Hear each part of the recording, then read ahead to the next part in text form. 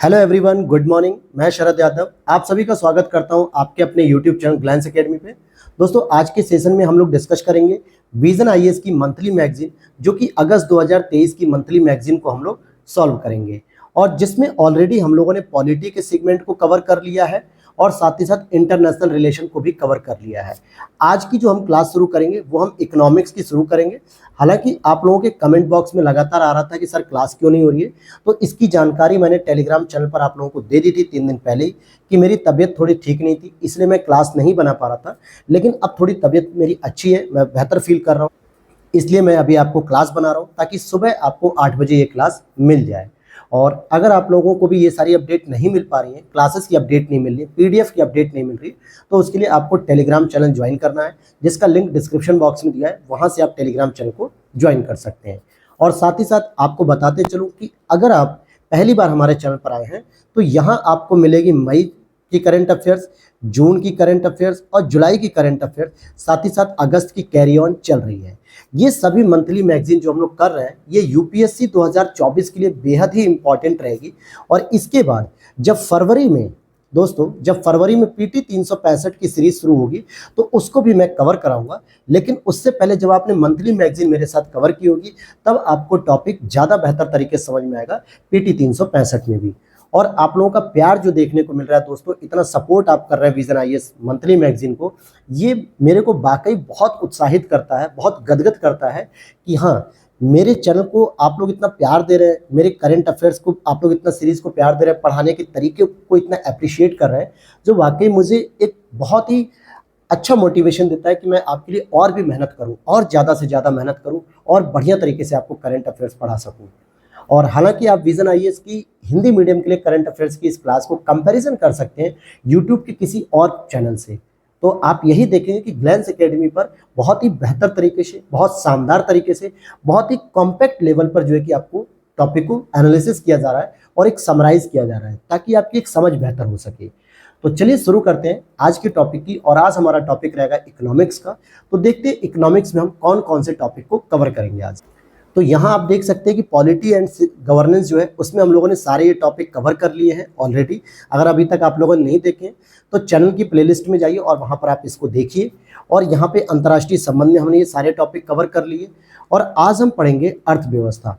अर्थव्यवस्था में सबसे पहले पढ़ेंगे क्रेडिट रेटिंग एजेंसी, वृद्धिशील नकद आरक्षित अनुपात ICRR। ये 100% चांस है कि यहाँ से यूपीएससी 2024 में इस बार क्वेश्चन बन सकता है प्रीलिम्स में। भारत में स्टार्टअप और भारत में CSR भी है, इससे भी यूपीएससी प्रश्न जरूर पूछेगा इस बार, ऐसा चांसेस है। क्यों कह रहा हूँ मैं ऐसा, जब आप टॉपिक को पढ़ेंगे तो आपको समझ में आएगा। तो आज हम यही 4 टॉपिक पढ़ने वाले हैं। हालांकि देखेंगे अगर टाइम मिलेगा तो सेल्फ हेल्प ग्रुप को भी हम लोग आज ही कवर कर लेंगे। तो चलिए शुरू करते हैं पहले टॉपिक। और ये जो पहला टॉपिक है हमारा दोस्तों, ये क्या है? क्रेडिट रेटिंग एजेंसी, ठीक है, जिसको हम CRA भी बोलते हैं। हालांकि ये जो रेटिंग एजेंसी होती हैं, इनका योगदान क्या होता है? ये किसी भी देश की अर्थव्यवस्था को वहाँ की व्यवस्थाओं के अनुसार, वहाँ के नियम और कानूनों के आधार पर कुछ रैंकिंग देती हैं। तो इस बार मूडीज ने भारत को Baa3 नाम की रैंकिंग दी है। अब इसका फायदा क्या होगा, क्या नुकसान होगा? तो देखिए, जब भी कोई इंटरनेशनल जो रेटिंग एजेंसी होती है, जब वो भारत की अर्थव्यवस्था को जब कोई भी रेटिंग देती है, चाहे वो पॉजिटिव दे चाहे निगेटिव दे, तो उसका जो सबसे बड़ा इम्पैक्ट पड़ता है कि जो निवेश आने वाला होता है, इन्वेस्टमेंट होता है, FDI होती है, या फिर मल्टीनेशनल कंपनीज अब इन्वेस्टमेंट करती है, या कोई दूसरा देश हमसे समझौता करता है, तो सबसे पहले वो इंटरनेशनल रेटिंग एजेंसी को चेक करती है कि उसने भारत को रैंकिंग कैसी दी है, भारत में व्यापार करने की सुविधा कैसी है, भारत में बिजनेस करने के लिए क्या क्या नियम है, भारत में एनवायरमेंटल इश्यूज की परमिशन मिलती है कि नहीं, लैंड एक्वायर की कोई प्रॉब्लम तो नहीं है भारत में, टैक्स को पेमेंट करने की टैक्स सिस्टम की क्या व्यवस्था है, ITR फाइल करने में कोई प्रॉब्लम तो नहीं है। ये सभी चीज़ों के आधार पे, ईज ऑफ डूइंग बिजनेस के आधार पे रेटिंग एजेंसी भारतीय अर्थव्यवस्था को रेटिंग देती है।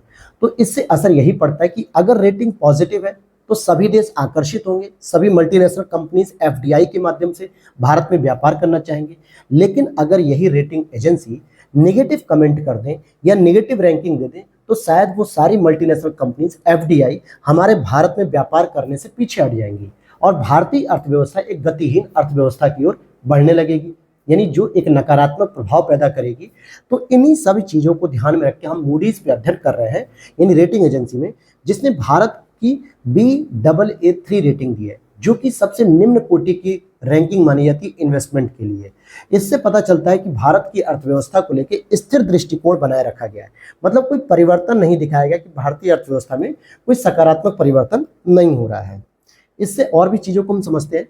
कुछ अन्य शोध बताते हैं कि जलवायु परिवर्तन के जो प्रभाव हुए 2030 तक के दशक तक तापमान में जो वृद्धि के कारण भारत की सॉवरेन क्रेडिट रेटिंग में गिरावट आई है। अब यहाँ पे सॉवरेन क्रेडिट रेटिंग क्या होती है? इसका मतलब होता है कि किसी भी देश की कर्ज चुकाने की क्षमता या कर्ज चुकाने के पिछले रिकॉर्ड का आकलन किया जाता है, और निवेशक भी यही देखता है कि ऋण चुकाने की क्षमता को मुख्य पैमाने के तौर पे देखता है। कोई भी इन्वेस्टमेंट, अब मान लीजिए कोई कंपनी है, एप्पल की कंपनी है, वो भारत में आना चाहती है, भारत में अपना एक स्टार्टअप लगाना चाहती है, बड़ी सी कंपनी है, या सैमसंग की कोई कंपनी है, या आप देखिए फेसबुक की कोई कंपनी, एलन मस्क अपनी कंपनी को लेके आ जाए स्पेस एक्स नाम से, फॉल्कन 9 के नाम से। तो भारत में अगर वो इन्वेस्टमेंट करना चाह रहे हैं तो पहले वो देखेंगे कि भारत की ऋण चुकाने की क्षमता कितनी है। क्या भारत के पास इतना इंटरनेशनल लेवल पर डॉलर है कि वो किसी भी देश का ऋण चुका सके?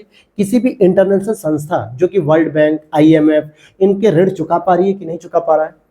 तो भारत के सॉवरेन क्रेडिट रेटिंग में गिरावट देखी गई है, ऐसा मूडीज कह रहा है।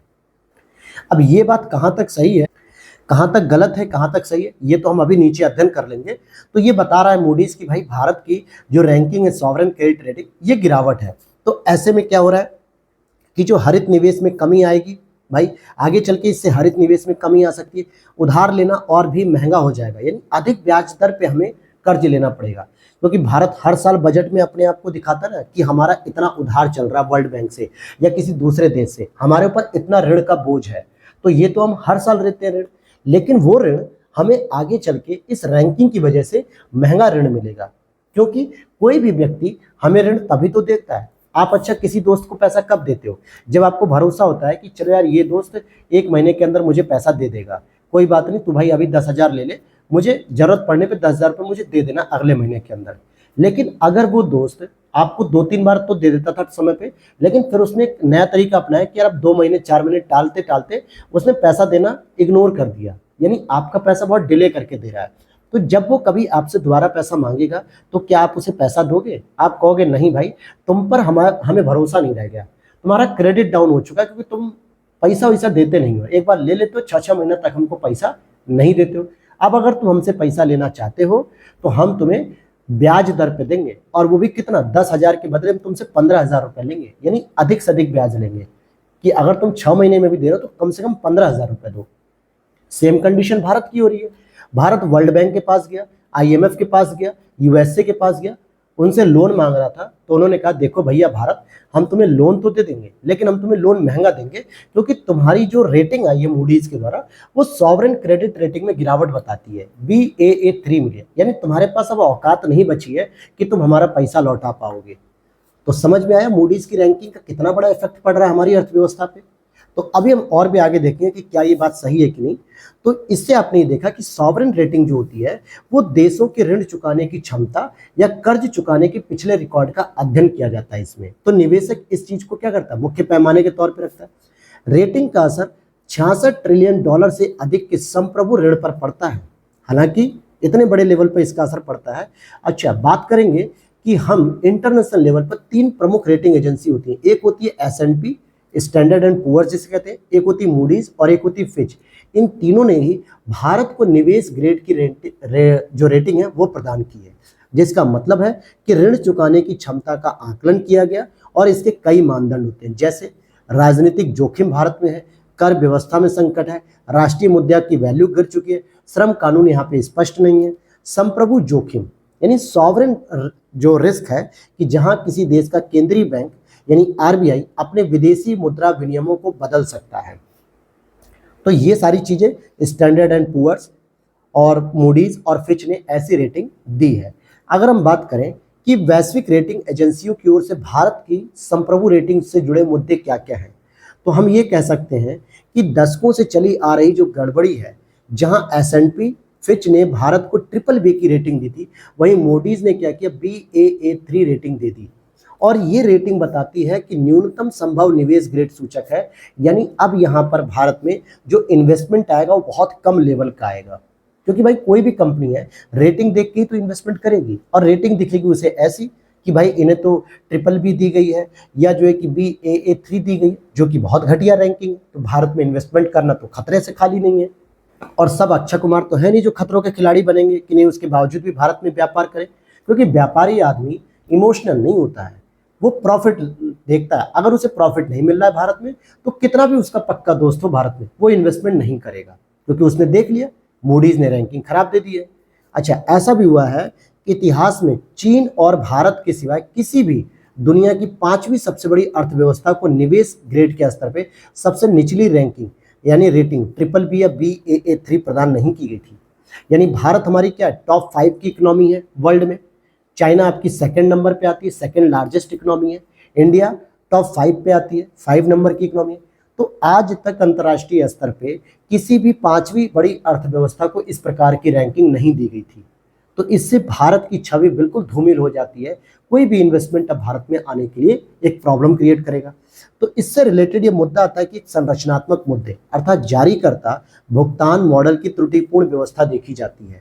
मतलब कि संस्थाओं की रेटिंग करते समय ये पूर्वाग्रह देखने को मिलता है कि बहुत सारी जो भुगतान करने वाली जो संस्थाएं हैं इनका आपस में टकराव होता है, इसलिए भी ये रेटिंग एजेंसियां बायस्ड होके पूर्वाग्रह से ग्रसित होकर जो है कि भारत को रैंकिंग सही नहीं दे रही है। अब जारीकर्ता भुगतान मॉडल क्या होता है? इसके तहत एक कंपनी अपनी वित्तीय स्थिति की जांच कराने और क्रेडिट रिपोर्ट जारी करने के लिए क्रेडिट रेटिंग एजेंसी को भुगतान करती पेमेंट करती है कि तुम भारत की रैंकिंग घटिया दो। इस तरीके की प्रॉब्लम्स आ रही है भारत के पास। अच्छा, और देखते हैं कि रेटिंग जारी करते समय भारतीय अर्थव्यवस्था की बुनियादी स्थितियों पर विचार नहीं किया जाता है। भारत की बुनियादी स्थिति क्या है दोस्तों? भारत में आज भी 80 करोड़ लोग जो है कि 5 किलो अनाज पर जीवित हो रहे हैं, 5 किलो अनाज पे अपना जीवन यापन कर रहे हैं। खुद संसद में जो है कि सांसद महोदय ने कहा था बीजेपी सरकार के। साथ ही साथ भारत में बेरोजगारी बहुत चरम स्तर पे, गरीबी आज भी जो है कि 25 करोड़ लोग गरीबी के स्तर में चल रहे हैं, हालांकि है तो 30-35 करोड़ से ऊपर, लेकिन सरकारी आंकड़े बताते हैं कि आजकल गरीबी 24 करोड़ से ऊपर चल रही है। तो बहुत सारी स्थिति ऐसी है, लैंगिक अंतराल बहुत है, महिलाएं बहुत कम काम करती हैं बाहर जाके, उनके काम की जो डोमेस्टिक वैल्यू है उसकी कोई काउंटिंग नहीं होती। तो भारत की बुनियादी स्थिति पर ये लोग विचार नहीं करते हैं जैसे, और इसकी वजह से भारत ने कभी भी संप्रभु ऋण पर डिफॉल्ट नहीं किया है। ये देखिए कि भारत ने कभी भी संप्रभु ऋण पर डिफॉल्ट नहीं किया, यानी कि कभी फौजरी नहीं की है, और भारत का विदेशी मुद्रा भंडार बेहतर स्थिति में रहा है। 2023 तक, जुलाई 2023 तक विदेशी मुद्रा भंडार 607 बिलियन अमेरिकी डॉलर रहा है, जो कि अभी तक का सबसे मैक्सिमम रहा है। तो कैसे मूडीज ने कह दिया कि भाई हम जो है कि ऋण अदा करने में फेल हो जाएंगे, हम कर्ज चुकाने की क्षमता खो चुके हैं? ये तो गलत दिया मूडीज ने। भाई अब कितना आपको पैसा चाहिए? हम वर्ल्ड बैंक को पूरा पैसा दे ही रहे हैं, IMF को पैसा रिटर्न कर ही रहे हैं, तो ये कैसे कह दिया मूडीज ने? इसका मतलब मूडीज गलत कर रही है। अगर हम बात करें कि अपने GDP की तुलना में भी अगर हम देखें तो विदेशी ऋण का अनुपात केवल और केवल 19-20% है, यानी 100 में से हम कह सकते हैं कि 80 रुपए तो हम अपने लिए यूज कर रहे हैं, केवल 20 रुपए ऐसा है जो हमें ऋण देना है। तो यार दोस्तों, जब हम 80 रुपए खर्च करने की औकात रखते हैं तो हम 20 रुपए नहीं दे सकते थे? बिल्कुल दे सकते हैं, लेकिन मूडीज हमें गलत ठहरा रही है, मूडीज बेवकूफ़ी बना रही है। और भारत FDI के सबसे बड़े प्राप्तकर्ताओं में से एक है, हालांकि FPI को भी आकर्षित करने वाले देशों में शामिल है अग्रणी रूप से।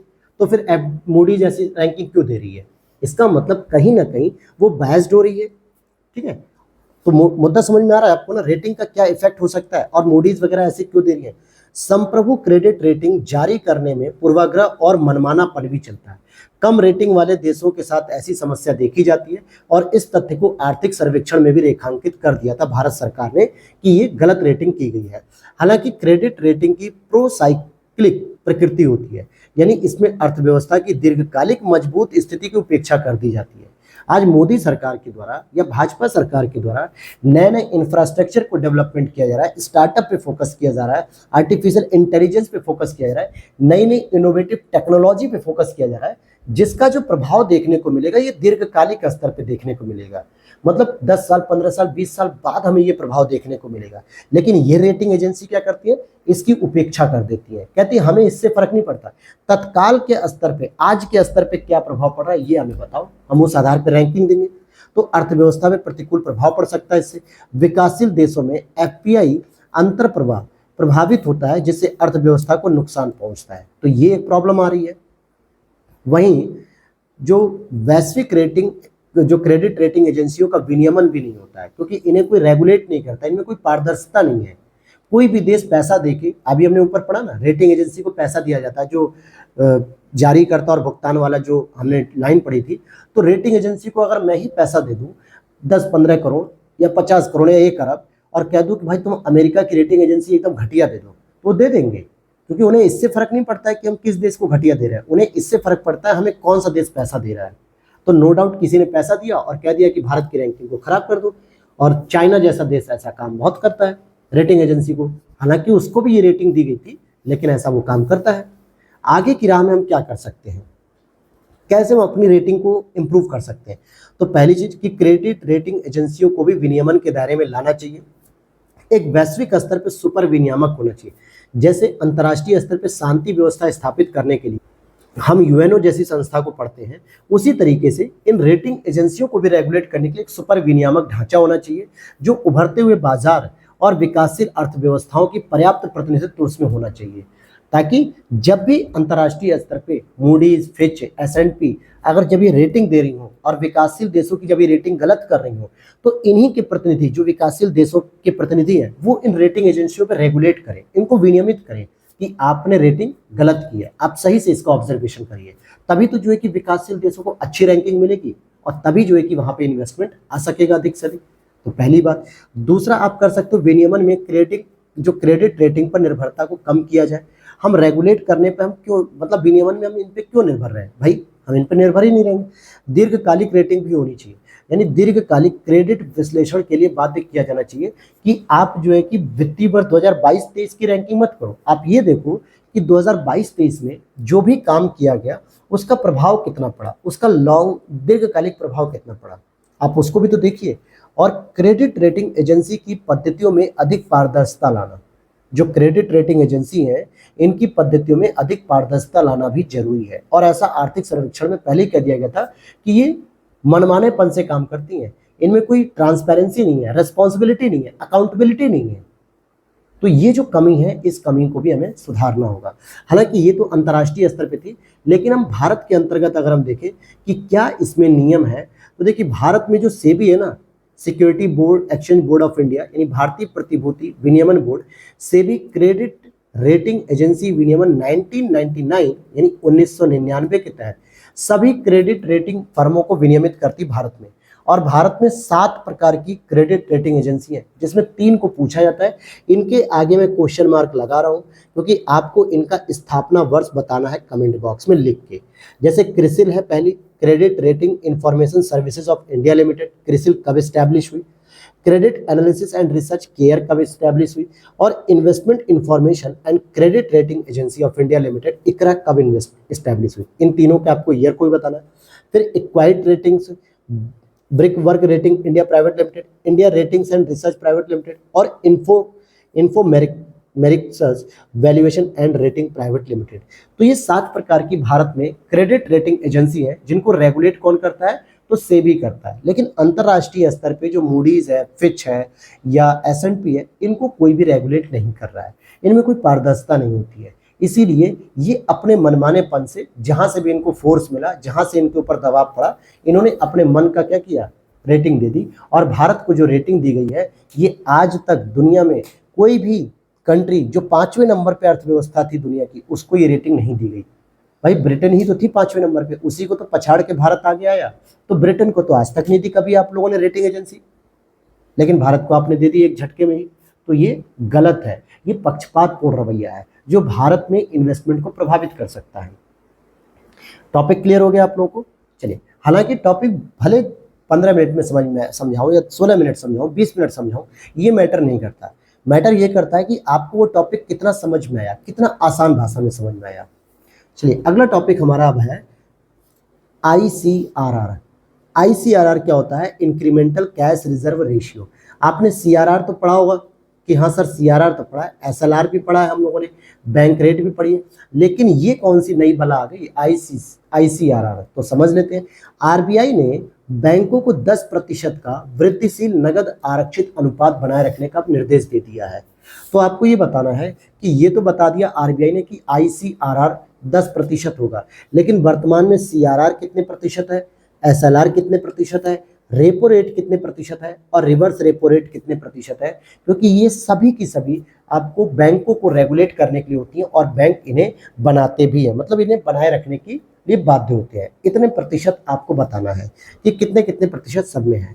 हालांकि यहाँ पे एक छोटी सी जानकारी आपके साथ शेयर करूंगा कि सीआरआर और आईसीआरआर में क्या अंतर है।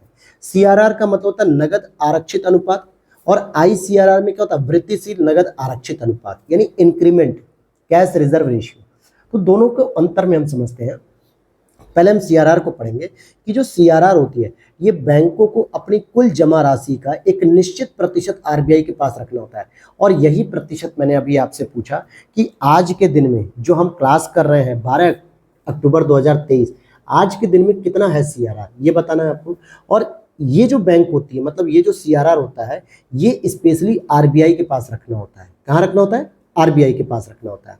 अच्छा, ये होता किसका है, तो ये एनडीटीएल अर्थात net demand and time liabilities का एक निश्चित प्रतिशत आरबीआई के पास सीआरआर को रखा जाता है।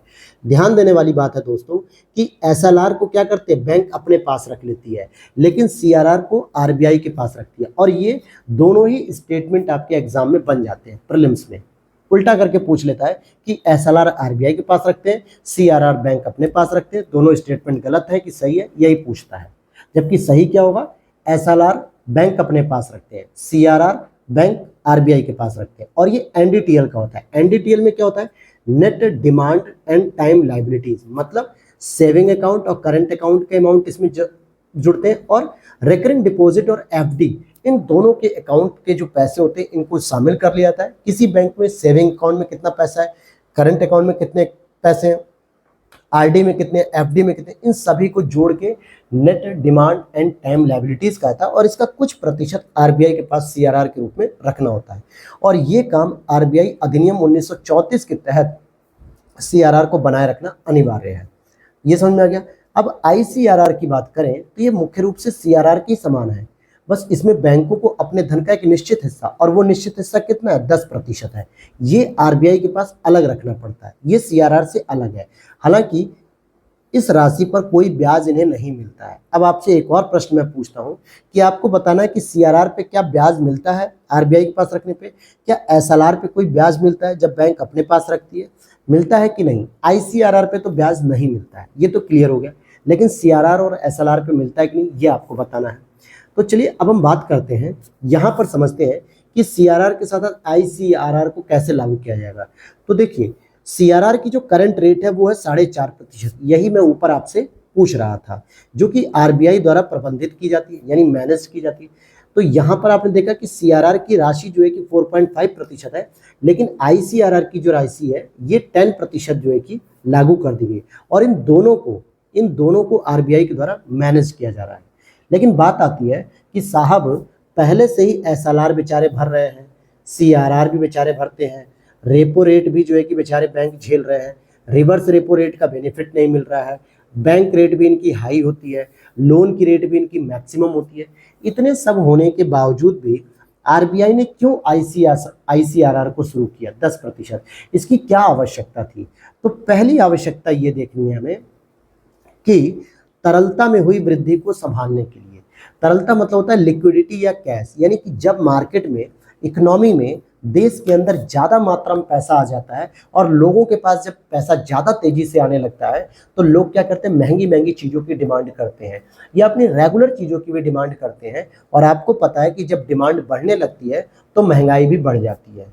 सीधा एग्जाम्पल समझिए, आप किसी दुकान पर गए और वहाँ पर 2 समोसे रखे हुए हैं और आपने कहा सर मुझे 2 समोसे खरीदने हैं, लेकिन आप ही नहीं, वहाँ पे 10 लोग आ गए खरीदने वाले, सबने 10 ने कहा भैया मुझे दे दो 2 समोसे, मुझे दे दो 2 समोसे। तो समोसे वाले ने सोचा यार कि खरीदने वाले 10 लोग हैं, यानी डिमांड 10 लोग कर रहे हैं, लेकिन मेरे पास 2 ही समोसा है, तो मैं 10 रुपए का क्यों बेचूं, मैं 100 रुपए का बेच देता हूँ। तो जो 100 रुपए देगा मैं उसे 2 समोसे दे दूंगा। इससे क्या हुआ, 10 रुपए वाले समोसे उसने 100 रुपये में बेच दिए। इसका मतलब महंगाई बढ़ गई। क्यों? क्योंकि डिमांड करने वाले लोग ज़्यादा हो गए। और वो डिमांड क्यों करने लगे? क्योंकि उन सभी लोगों के पास पैसे आ गए। तो यही चीज़ कंट्रोल करने के लिए सरकारी व्यय में जो बढ़ोतरी हो रही है, विदेशी निवेश में जो बढ़ोतरी हो रही है, 2000 रुपए के नोट की वापसी आदि कारणों से अर्थव्यवस्था में तरलता की वृद्धि हो गई थी, जिसकी वजह से ये अनुमान लगाया गया कि ICRR के जरिए 20,000 करोड़ रुपए और 40,000 करोड़ 20,000 से 40,000 करोड़ रुपए की धनराशि लगभग RBI के पास वापस आ जाएगी, जिससे मार्केट में जो कैश है, जो लिक्विडिटी है, वो थोड़ा कम हो सकेगा और उससे क्या होगा? इन्फ्लेशन कम होगा, यानी महंगाई कम हो सकेगी। इससे मुद्रास्फीति पर नियंत्रण होगा, क्योंकि खुदरा मुद्रास्फीति जून के 4.9% से बढ़ के जुलाई में लगभग 7.5% हो गई, क्योंकि लोगों के पास पैसा अधिक था। पैसा अधिक होने से लोगों ने डिमांड की, डिमांड अधिक करने से महंगाई बढ़ गई। तो महंगाई को कंट्रोल करने के लिए लोगों के पास से पैसा छीनना पड़ता है।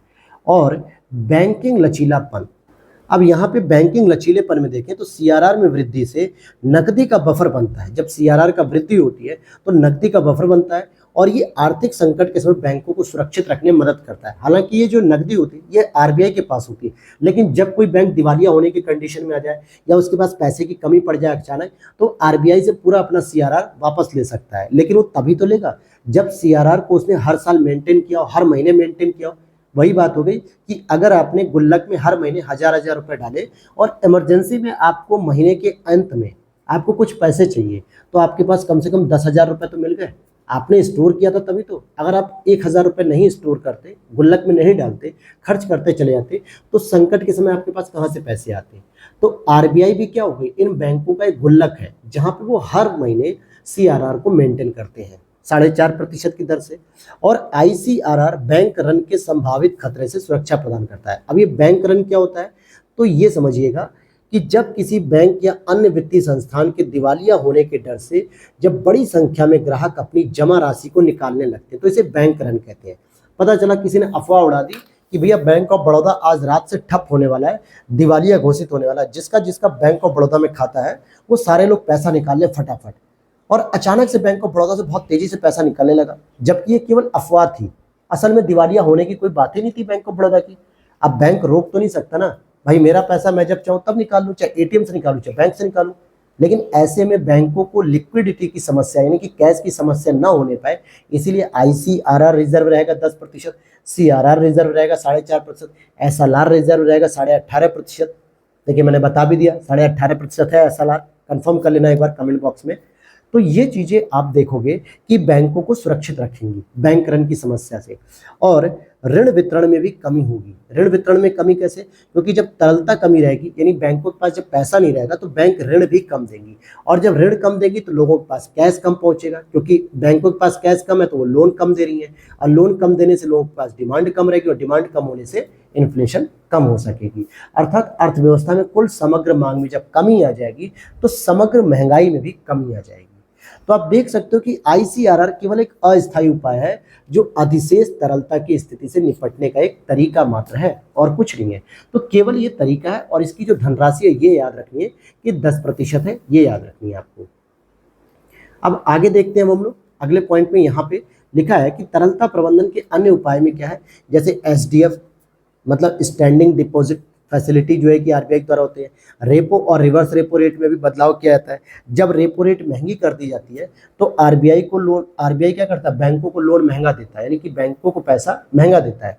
और जब महंगा देता है तो बैंक हमें महंगा लोन देती है, तो हम लोग क्या करते हैं कि लोन लेते ही नहीं है, कि जाने तो साहब आपका लोन बहुत महंगा है, 12% की दर है, हम नहीं ले पाएंगे। और जब नहीं लेते हैं तो हमारे पास पैसे की कमी रहती है। पैसे की कमी रहती है तो हम केवल रोटी का जुगाड़ करते हैं, यानी भोजन का जुगाड़ करते हैं, बाकी हम मोबाइल और iPhone 15 नहीं खरीदने जाते हैं, तो महंगाई नहीं बढ़ती है।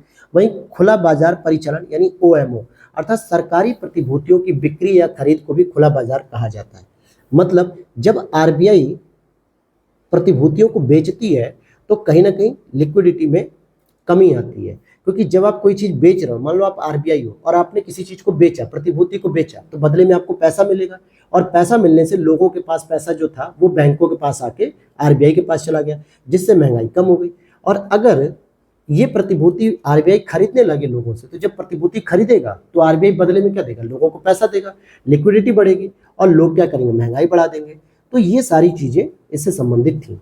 तो चलिए अब अगले टॉपिक पे चलते हैं, भारत में स्टार्टअप, बहुत इंपॉर्टेंट टॉपिक है। अब हमारा अगला टॉपिक है दोस्तों, जो हमारा टॉपिक क्या है, स्टार्टअप के बारे में है। वाणिज्य संबंधी संसदीय स्थायी समिति जो वाणिज्य से संबंधित है, इसने भारत को लाभ पहुंचाने के लिए स्टार्टअप इकोसिस्टम नाम से एक रिपोर्ट जारी की है। क्योंकि आपने देखा होगा पिछले 3 से 4 सालों में भारत में एक स्टार्टअप का एक नया कल्चर शुरू हो गया, यानी कि एक नया डिबेट शुरू हो गया। यूं कहे कि स्टार्टअप आजकल हर कोई चालू करना चाह रहा है। एक चाय का ठेला लगाने वाला व्यक्ति भी अपने आप को स्टार्टअप कह रहा है कि भाई मैंने स्टार्टअप शुरू किया है। एक पकौड़े तलने वाला व्यक्ति भी अपने आप को कह रहा है मैंने स्टार्टअप शुरू किया है। एक बड़ा सा रेस्टोरेंट ओपन करने वाला व्यक्ति भी अपने आप को स्टार्टअप कर रहा है। किसी छोटी सी फर्म या कंपनी की स्थापना करने वाला व्यक्ति भी अपने आप को स्टार्टअप कह रहा है। मतलब अब वो अपने आप को नौकर नहीं कहलाना चाहता, अपने आप को मालिक कहलाना चाहता है। अच्छी बात है, भारत के लोग अगर इतना प्रोग्रेसिव सोच रहे हैं, बहुत अच्छी बात है। तो ये जो कल्चर डेवलप हो रहा है, इस पे हम बात करेंगे कि वाणिज्य और उद्योग मंत्रालय के उद्योग संवर्धन और आंतरिक व्यापार विभाग DPIIT, मतलब डिपार्टमेंट ऑफ प्रमोशन इंडस्ट्रियल जो इंटरनल ट्रेड है, इसकी बात कर रहा है। इसके द्वारा स्टार्टअप इंडिया योजना के तहत निर्धारित मानदंडों को पूरी करने वाली कंपनी को स्टार्टअप कहा जाता है। तो पहले तो आपको ये पता होना चाहिए कि स्टार्टअप हम कहते किसे हैं। पहले तो ये पता होना चाहिए ना कि स्टार्टअप हम कहते किसे हैं, तो उस पर हम चर्चा कर रहे हैं। तो यहाँ पर हम परिभाषा की बात कर रहे हैं कि आप किसे स्टार्टअप कहोगे। अब जैसे आप लोग मार्केट में अगर रहते होंगे या स्टूडेंट एरिया में जाते होंगे, जहाँ स्टूडेंट्स रहते हो, तैयारी करते हो, इलाहाबाद, लखनऊ, बनारस, दिल्ली, ऐसे क्षेत्रों में जाएंगे तो वहाँ पे छोटे छोटे जो नए नए स्टार्टअप के रूप में लोग कहते हैं भाई ये मेरा स्टार्टअप है, ये मेरा ढाबा है, या मेरा ये चाइनीज कुजीन है खाने के लिए, जो कि मेरा एक स्टार्टअप है। तो क्या सरकार उसे स्टार्टअप मानती है कि नहीं, ये देखना जरूरी है। तो कंपनी के संचालन की अवधि 10 वर्ष से अधिक नहीं होनी चाहिए। अगर 10 वर्ष से अधिक हो गई तो उसे स्टार्टअप नहीं माना जाएगा। इट मीन्स कि एक दिन पहले अगर चाय का ठेला भी कोई शुरू करता है तो उसे स्टार्टअप कहा जाएगा। परंतु उसमें ये चीज देखनी है, एक तो 10 वर्ष से अधिक नहीं होना चाहिए उसका संचालन, और कंपनी का प्रकार कैसा है, क्या वो प्राइवेट लिमिटेड है। अक्सर आपने ऐसा देखा होगा पीवीटी लिखा होता है, कहीं एलटीडी लिखा होता है, मतलब लिमिटेड होता है, आरईजी मतलब रजिस्टर्ड होता है, एलएलपी का मतलब होता है आपका limited liability partnership, sole proprietor का मतलब अकेले चलाने वाला व्यक्ति। कंपनी का प्रकार क्या है ये भी देखना होता है। उसका वार्षिक टर्नओवर 100 करोड़ रुपए से अधिक का नहीं होना चाहिए। अगर वो 100 करोड़ रुपए से अधिक का वार्षिक टर्नओवर कर रहा है तो फिर वो स्टार्टअप में नहीं काउंट होगा, या तो फिर वो एमएसएमई में काउंट होगा, या फिर वो नेशनल कंपनी में काउंट हो जाएगा।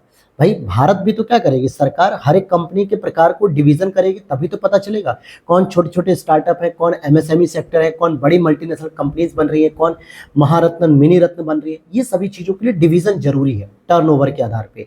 तो 100 करोड़ से अधिक का टर्नओवर नहीं होना चाहिए। मूल कंपनी उसकी स्थापना पहले से मौजूद व्यवसाय को विभाजित करके या उसके पुनर्निर्माण द्वारा नहीं की गई हो। अब ऐसा नहीं है कि एक चाय की टपरी पे 3 दोस्त काम कर रहे थे, चाय सुट्टा और कहानियां, मान लो ऐसे, क्योंकि मुखर्जी नगर में ऐसे बहुत सारे स्टोर्स मैंने देखे हैं कि चाय सुट्टा के नाम पे चला होता, चाय सुट्टा बार के नाम पे 3 दोस्त मिलकर चला रहे थे। अचानक से उनका 2 साल बाद डिवीजन हो गया और वो तीनों अलग। और साथ ही साथ आप देखोगे कि नवाचारी और कारोबार को बढ़ाने की क्षमता भी उसमें होना चाहिए। अब इसके बाद हम देखेंगे स्टार्टअप को बढ़ावा देने के लिए सरकार ने क्या क्या प्रयास किए हैं। भाई सरकार के द्वारा क्या प्रयास किए जा रहे हैं, तो स्टार्टअप इंडिया को शुरू किया गया। इसे 2016 में शुरू किया गया और ये वाणिज्य और उद्योग मंत्रालय द्वारा रेगुलेट किया जा रहा था। सिडबी के साथ startup India investor connect portal बनाया गया। वहीं वित्त पोषण हेतु अन्य जो साधन है जैसे कि SISFS startup India seed fund scheme शुरू की गई 2021 में, और स्टार्टअप के लिए फंड ऑफ फंड्स स्कीम शुरू की गई 2016 में। क्रेडिट गारंटी जो है कि शुरू की गई योजना 2022 में। स्टार्टअप को सुविधा प्रदान करने वाले प्लेटफॉर्म जैसे 2016 में निधि प्लेटफॉर्म खोला गया जो कि साइंस एंड टेक्नोलॉजी डिपार्टमेंट ने खोला। 2018 में रक्षा मंत्रालय द्वारा उत्कृष्टता के लिए नवाचार खोला गया। माइटी जिसको हम लोग कहते हैं स्टार्टअप हब जो है कि खोला गया। फिर राष्ट्रीय कृषि विकास योजना के द्वारा खोला गया रफ्तार 2017 में। और अब हम देखेंगे कि स्टार्टअप इतना अधिक जो हो रहा है उससे क्या प्रभाव पड़ रहा है। तो पहला प्रभाव कि रोजगार के अवसरों को बढ़ावा मिला। बताया जा रहा है कि 47% स्टार्टअप टीयर 2 और टीयर 3 शहरों में खोला गया, जहां पे युवाओं के लिए रोजगार के अवसर जनरेट हुए। अब रोजगार का मतलब दोस्तों केवल ये थोड़ा होता है कि आपको सरकारी नौकरी नहीं मिली तो आप बेरोजगार हो, ऐसा नहीं है। आपके हुनर के अनुसार, आपकी योग्यता के अनुसार अगर आपको काम नहीं मिल पा रहा है तो आप कहोगे कि आप बेरोजगार हो। ठीक है। दूसरी चीज, अगर आप में एक हुनर है कि आप एक अच्छे टीचर बन सकते हो, आपने इतना अनुभव रखा कि आप एक अच्छे टीचर बन सकते हो, तो आप पढ़ाइए लोगों को, पढ़ाने के साथ अपनी कुछ इनकम करिए, तो आप रोजगार कहलाएंगे। अब ये नहीं कि साहब मैं आईएएस नहीं बन पाया तो मैं पढ़ाऊंगा नहीं और मैं आईएएस ही बनूंगा। अगर आईएएस नहीं बन पाया, 5 साल 10 साल सारे अटेम्प्ट खराब हो गए, तो मैं बेरोजगार होकर नल्ला घूम रहा हूँ, ये तो गलत है। मेरी योग्यता है कि मैंने आईएएस की तैयारी की है, मेरा आईएएस नहीं हुआ तो मैं लोगों का तो आईएएस करवाऊं, लोगों को तो सिलेक्शन दिलाऊं, मेरे जो अनुभव है वो लोगों के तो काम आए। तो ऐसा होना चाहिए, इसे हम कहते हैं रोजगार। ये नहीं कि हमें सरकारी नौकरी नहीं मिली तो हम बेरोजगार हो गए।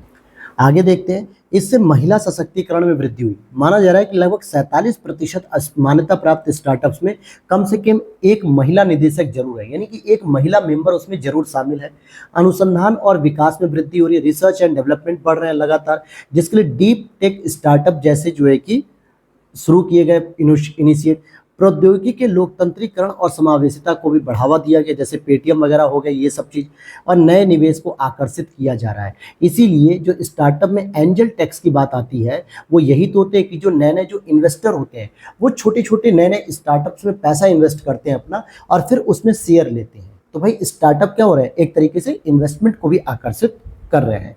लेकिन अगर हम बात करें, भारत में स्टार्टअप में विद्यमान कुछ चुनौतियां भी हैं। ऐसा नहीं कि भारत में स्टार्टअप बहुत अच्छे से फल फूल रहा है। हालांकि दुनिया के स्तर पे देखा जाए तो भारत का तीसरा नंबर आता है स्टार्टअप इकोसिस्टम में। लेकिन अगर हम बात करें कि भारत में क्या स्टार्टअप में चुनौतियां नहीं है, बहुत सारी चुनौतियां हैं। अगर चुनौतियां नहीं होती तो स्टार्टअप हर घर में खुला हुआ होता, लेकिन नहीं है ऐसा। अच्छा, डेटा बैंक देख लीजिए, कह रहा है कि तीसरा सबसे बड़ा स्टार्टअप इकोसिस्टम भारत में है पूरी दुनिया में। 2016 में जहां 428 स्टार्टअप थे, 2023 में आज 98,000 से अधिक रजिस्टर्ड हो गए, और 108 यूनिकॉर्न कंपनियां हो गई जो $1 बिलियन से अधिक है। जिसमें संसद में कहा गया था कि 101वीं जो यूनिकॉर्न कंपनी बनी वो फिजिक्स वाला कंपनी बनी, जो अलक पांडे जी की है। ठीक है, अलक पांडे सर की है, उनकी फिजिक्स वाला, वो 101वीं यूनिकॉर्न कंपनी थी, यानी $1 बिलियन से अधिक की उनकी इनकम थी। और अब हम बात करेंगे, यहां पर आप देखेंगे कि जो चुनौतियां हैं, उस चुनौतियों में जैसे आप देखोगे, क्या है चुनौती? पहली चुनौती है कि कृषि पर कम फोकस किया जा रहा है। जितने भी स्टार्टअप्स हैं वो या तो टेक्नोलॉजी के सेक्टर में, या फैशन डिजाइनिंग में है, या फिर फूड आइटम में ज़्यादातर है, लेकिन एग्रीकल्चर में नहीं है। आप देखोगे केवल 5.18% ही कृषि क्षेत्र से संबद्ध है। इसीलिए बजट 2023 में एग्री स्टार्टअप पर फोकस किया गया, एग्री स्टार्टअप फंड शुरू किया गया कि अब जो युवा रोजगार है वो क्या करें, स्टार्टअप बनाए तो कम से कम एग्रीकल्चर में इनोवेटिव करें, एग्रीकल्चर में टेक्नोलॉजी करें, ताकि एग्रीकल्चर में भी स्टार्टअप से उसका भला किया जा सके। कम संख्या में आईपीआर, अर्थात केवल 11% को ही केवल पेटेंट प्रदान किया गया है अभी तक। जितने भी स्टार्टअप्स हैं उनमें 11% को ही केवल पेटेंट दिया गया। फ्लिपिंग, किसी अन्य देश में पंजीकरण, यानी फ्लिपिंग की बढ़ती प्रवृत्ति को रेखांकित किया गया है, जो कि विदेश ऋण तक अधिक पहुंच होती है, जिसमें एंजल टैक्स के जोखिम को समाप्त करता है, और बेहतर आईपी सुरक्षा आदि इसका मुख्य कारण बताया जाता है। आयकर छूट का कम उपयोग किया जा रहा है, मतलब आयकर अधिनियम 1961 के अनुसार 1AC के तहत केवल 1% मान्यता प्राप्त स्टार्टअप को ही पात्रता प्रमाण पत्र प्राप्त हुआ है अभी तक केवल। और अवसंरचनात्मक समर्थन की भी यहाँ पर कमी है। हालांकि अवसंरचनात्मक और वित्त पोषण की भी एक अनिश्चितता है, क्योंकि यहाँ पर, अच्छा, यहाँ अवसंरचनात्मक समर्थन की कमी है, लेकिन फिर भी PLI, प्रोडक्ट लिंक्ड इंसेंटिव जो थी, उत्पाद प्रोत्साहन जो योजना थी भारत सरकार की, फर्स्ट योजना भी शुरू की गई, 2.0 भी चालू की गई थी। और वित्त पोषण की तो अनिश्चितता है ही, क्योंकि सभी स्टार्टअप को एंजल टैक्स मिल जाए, मतलब एंजल इन्वेस्टर मिल जाए, ये जरूरी नहीं है, सबको नहीं मिल रहा है ना। तो भाई पैसे की कमी तो है ही है, सबसे बड़ी बात है। अब रिपोर्ट में जो सिफारिश की गई थी वो सिफारिशें क्या की गई हैं? अब यहाँ पे जो सिफारिशें की गई हैं कि एडवांस प्रौद्योगिकी को अपनाने के लिए प्रोत्साहित किया जाना चाहिए, जैसे IoT हो गया, artificial intelligence, chat GPT, ETC, data analytics, इनका भी प्रयोग किया जाना चाहिए स्टार्टअप में। महिला उद्यमियों पर केंद्रित एक कोष की स्थापना की जानी चाहिए कि जब महिलाएं किसी स्टार्टअप को शुरू करें तो उन्हें पैसे की तंगी ना हो, उनको आराम से लोन मिल जाए, ऋण मिल जाए, ताकि वो स्टार्टअप अपना शुरू कर सकें। वहीं विनियामक कानूनी ढांचे में उन्हें छूट भी प्रदान की जानी चाहिए। आयकर अधिनियम 1961 में संशोधन किया जाना चाहिए ताकि केवल शेयरों की बिक्री के समय ही एम्प्लॉय स्टॉक ऑप्शन प्लान्स पर कर लगाया जा सके, न कि अनुमानित लाभ पर। लाभ पर आप टैक्स मत लगाइए। डायनेमिक टेस्टिंग और प्रमाणन मानक जो है कि आपके होने चाहिए, जो कि अंतर्राष्ट्रीय सर्वोत्तम पद्धतियों के अनुसार होने चाहिए। प्रतिभा की कमी को पूरा किया जाए, जो कस्टमाइज पाठ्यक्रमों का सृजन किया जाए और उद्योगों को शैक्षणिक संस्थानों के साथ सहयोग करके लगातार उसमें ट्रेनिंग देनी चाहिए। जो भी इंडस्ट्रीज हैं वहां पर एजुकेशन फील्ड के बच्चे जाएं, 2 सेमेस्टर 3 सेमेस्टर उन्होंने किताब में पढ़ा, सिस्टम में पढ़ा, यूनिवर्सिटी में पढ़ा, और 1 सेमेस्टर या 2 सेमेस्टर ट्रेनिंग करें एक बड़े बड़े इंडस्ट्री में जाके। जैसे हम लोग कहते हैं अप्रेंटिस कहते हैं, उसे हम ट्रेनिंग कहते हैं। तो ये चीजें भी जो है कि लोगों में होनी चाहिए ताकि स्टार्टअप के लिए वो एक नए नए आइडिया को जनरेट कर सकें। और साझेदारी को भी प्रोत्साहित किया जाना चाहिए, जिससे सहयोगी नवाचार को एक बढ़ावा मिलना चाहिए, जिसमें रिसर्च संस्थाओं और स्टार्टअप ये दोनों आपस में कोलैबोरेट भी कर सकें, ताकि नए नए इनोवेटिव आइडियाज़ को खोजा जा सके बजट अकॉर्डिंग। अब आगे चलते हैं, जरा देखते हैं कि अब इसी से संबंधित जो अभी आपने ऊपर पढ़ा कि डीप टेक स्टार्टअप नीति, ये क्या होता है इसको समझ लेते हैं। तो देखिए, डीप टेक जो स्टार्टअप नीति 2023 का एक मसौदा जारी किया गया कि आमतौर पर एक नया समाधान तैयार करता है, जिसमें वैज्ञानिक और अभियांत्रिकी विषय यानी कि इंजीनियरिंग और साइंस के मेथड पे नए ज्ञान के आधार पर कई क्षेत्रों से ज्ञान का इस्तेमाल कर उसका समाधान निकालना। जैसे बिजनेस टू बिजनेस मॉडल पर काम किया जाए, जो कि उद्यमी ग्राहकों पर केंद्रित किया जाएगा। वहीं नया जो मसौदा आया इसका, यह कहता है कि मूलभूत और नवीन समाधान हेतु वैज्ञानिक अनुसंधान में इन्वेस्टमेंट होना चाहिए, जो कि नहीं हो रहा है। बौद्धिक संपदा प्रणाली को मजबूत करिए, क्योंकि IPR की अगर मैं बात करूं, इंटेलेक्चुअल प्रॉपर्टी राइट, ये स्टार्टअप में केवल 11% IPR है जिनको अभी तक पेटेंट दिया गया। और सार्वजनिक निजी उद्योगों विशेषकर MSME और स्टार्टअप्स की भागीदारी को प्रोत्साहित किया जाना चाहिए। और फ्रंटियर साइंटिफिक इंफ्रास्ट्रक्चर की भी स्थापना की जानी चाहिए, जहां पे शैक्षणिक संस्थानों और अनुसंधान और विकास प्रतिष्ठानों में एक कोलैबोरेशन होना चाहिए कि बच्चा जब एजुकेशन फील्ड ले ले, स्टडी कर ले, तो वो क्या करे, अपना गैर अनुसंधान मतलब कि अनुसंधान और विकास संस्थाओं में, जो डेवलपमेंट संस्था है, रिसर्च इंस्टीट्यूट है, वहां पे जाके ट्रेनिंग करे और चीज़ों को सीख सके। और डीप टेक डोमेन में एक रेगुलेटरी सैंडबॉक्स की भी स्थापना की जानी चाहिए। और अगर हम बात करें इसकी विशेषताएं, तो इसकी अनिश्चितता एक होती है, मल्टी डिसिप्लिनरी आधारित होती है, समय सीमा और पूंजी पर होती है, आरंभिक चरण की प्रौद्योगिकियां और फोकस के क्षेत्र। तो ये कोई खास चीज़ें नहीं थी इसमें। तो अगला टॉपिक देख तो अगला टॉपिक दोस्तों अब कल पढ़ेंगे, क्योंकि आज थोड़ी सी तबीयत अभी पूरी तरीके से इम्प्रूव नहीं हुआ है हेल्थ में, तो थोड़ा प्रॉब्लम हो रही है, बोलने में भी और जुकाम में भी दिक्कत हो रही है। तो आज 3 ही टॉपिक रहते हैं, फिर आगे की क्लास में मैं कोशिश करूंगा 5 से 6 टॉपिक को कवर करूं। और अब ये क्लासेस रेगुलर आपको सुबह 8 बजे विजन IAS की मंथली मैगजीन मिलेगी। और उम्मीद रहेगी कि अगले मंथ की जो सितंबर में आने वाली है, मतलब सितंबर की जो आएगी उससे पहले ही हम लोग कंप्लीट कर लें, क्योंकि सितंबर की आएगी वही 27-28 अक्टूबर तक आ जाएगी, और अभी चल रही है 12 अक्टूबर। तो पूरी उम्मीद रहेगी कि अगले 10 दिन में इसे पूरा कंप्लीट कर दूंगा। तबियत अगर ठीक होती बीच में, ये जो 3 दिन चले गए, तो उस 3 दिन में तो हमारा इकोनॉमिक्स निपट चुका होता। लेकिन कोई नहीं, उम्मीद रखिए, भरोसा रखिए, जल्दी खत्म करूंगा। तो मिलते हैं नेक्स्ट वीडियो में। Thanks for watching.